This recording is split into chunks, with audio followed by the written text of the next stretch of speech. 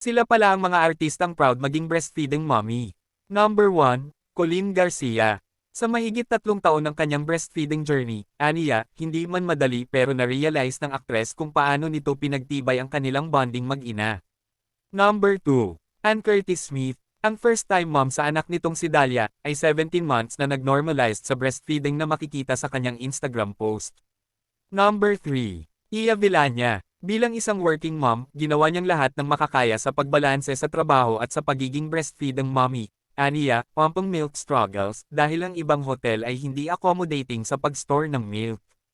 Number 4, Marian Rivera. Sa unang kaarawan ni Zia, si Marian ay nahuling nag-breastfeeding sa public at sobrang proud siya dito. Nakakataba ng puso nang makitang ini-entertain ni Marian ang guest habang nagpasuso sa kanyang anak.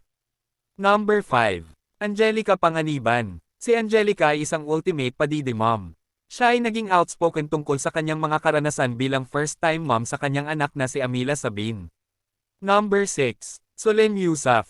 Ang ilang mga ina ay sapat na mapalad na magkaroon ng maraming gatas para sa kanilang mga sanggol. Para kay Solen Yusuf, iba ang kaso. Talagang tinawag niya ang kanyang sarili bilang isang non-gifted mother pagdating sa pagpasuso. Number 7, Isabel Daza. Kahit na iniisip niya ito bilang bahagi ng kanyang workout routine, hindi niya maitanggi kung gaano kahirap ang full-time na pagpasuso, ay nakakapagod, aniya. Number 8, Alice Dixon. Siya ay isa sa mga nag-advocate para sa pagpapasuso at nag-promote ng mga kaganapang nauugnay dito, habang ibinabahagi rin ang kanyang personal na journey niya bilang isang ina. Number 9, Regine Tolentino. Inilarawan ni Regine Tolentino ang pagpapasuso bilang isang mentally and physically hard sacrifice pero truly fulfilling. Binigyang diin niya ang reward ang bonding between mother and child sa kanyang bunsong anak na babae na si Rosie.